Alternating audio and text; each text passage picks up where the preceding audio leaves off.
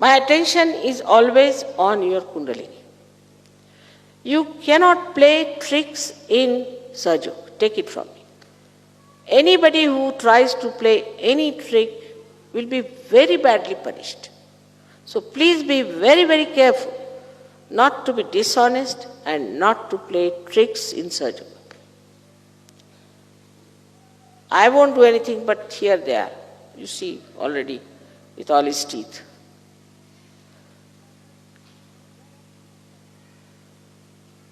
They are all fixed quantities, I have told them. They are fixed quantities. They know what to do and they will do it. So there is no need to play any tricks in Sahaja Yoga. This is another mistake of Sahaja Yogis, that they think they can play tricks with me or with Sahaja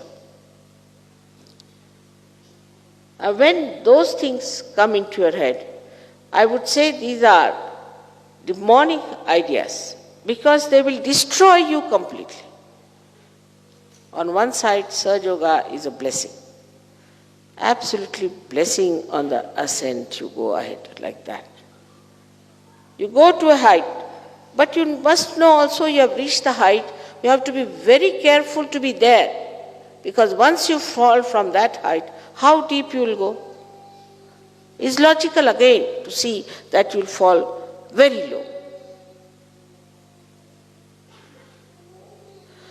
So here you are having the blessings, all the beauties, all the love, all the joy, all the knowledge, all the friends, all the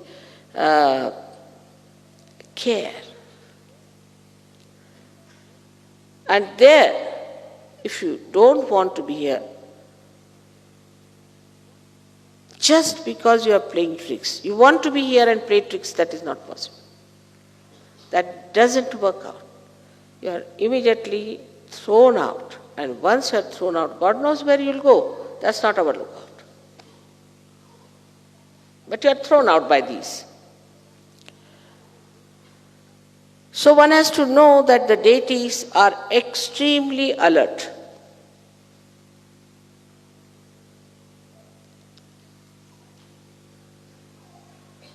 And they are watching all of you. Because they have to guard you, they have to look after you, they have to help you, they have to do everything for you. They have to work out everything for you. They are the ones who create flowers for you, they are doing all kinds of good things for you. But at the same time, they are only attached to me. All of them. Not to you. Because you are my children, they are looking after you. Once you try to misbehave, you are finished. And you go down. But the compassion of your mother is so great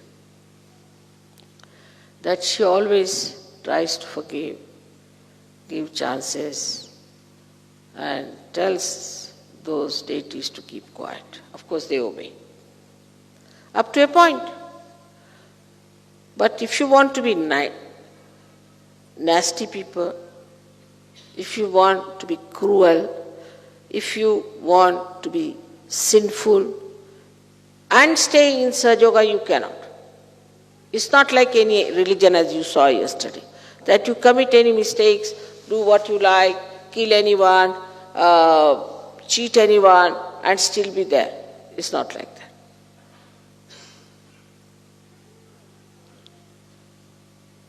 Here you have to be Sahaja Yogi in the real sense of the word. And this is why one has to understand